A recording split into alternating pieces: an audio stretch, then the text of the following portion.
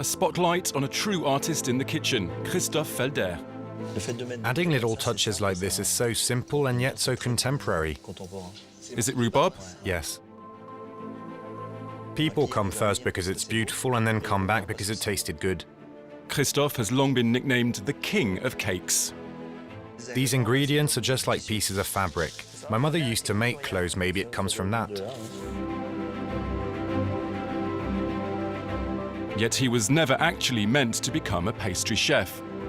I think my father wanted me to work in politics or banking, but I always wanted to make tarts and cakes. I never wanted to do anything else. And he's not really a huge fan of the empire that he's built. I don't care one iota about the brand Christophe Felder. It doesn't interest me. I don't want to be a slave to my own name. Christophe has already won over Paris. But today he's in Mutzig, a town of 6,000 inhabitants located deep in his native Alsace. His daring designs have come as a surprise to many locals, and there was a backlash when he made his own version of a traditional speciality. It's called the fondant. We changed the look of this cake, but by changing the outside, people here thought we had changed the original recipe, which isn't true. His recipes are all lovingly concocted with the help of his family. You have to cut them more at the back. Oh, okay. I'll just keep on nibbling. Is there more pressure because Dad's a pastry chef? Yes, always.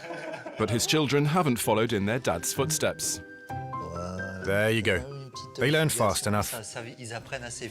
And they're always on hand to judge his creations. It's so good. It's good, no? We say "schgut" in Alsatian. Schgut. Christophe's own father was a baker. Had a pretty little face, no?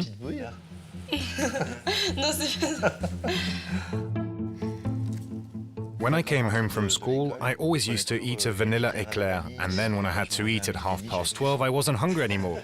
Look at the shelves. I think I emptied them all.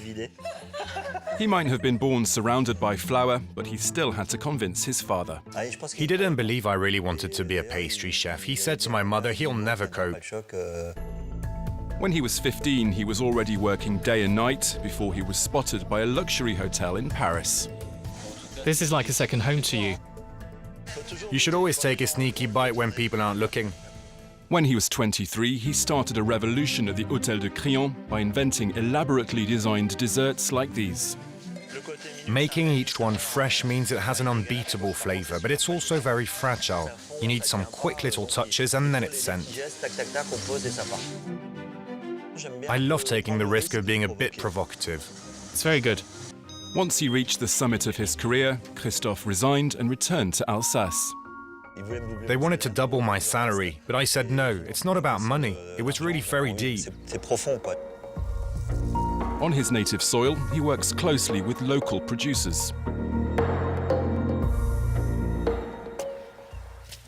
I've now planted the famous Rosa geranium, which has hints of lychee and rose. The taste is very refined, it has a real aroma. We could make a biscuit with some great fruits and lots of little herbs sprinkled on top. His love for shortbread dates back to his time as an apprentice in this old family pastry shop in Strasbourg. How are you, Bernard? His mentor has now retired, but the fixtures and fittings still hold memories. I know this chest filled with shortbread. It's a real Alibaba's cave. When we used to come up here to fetch things, we used to dip our hand inside and munch really quickly on a biscuit and then rush back downstairs again.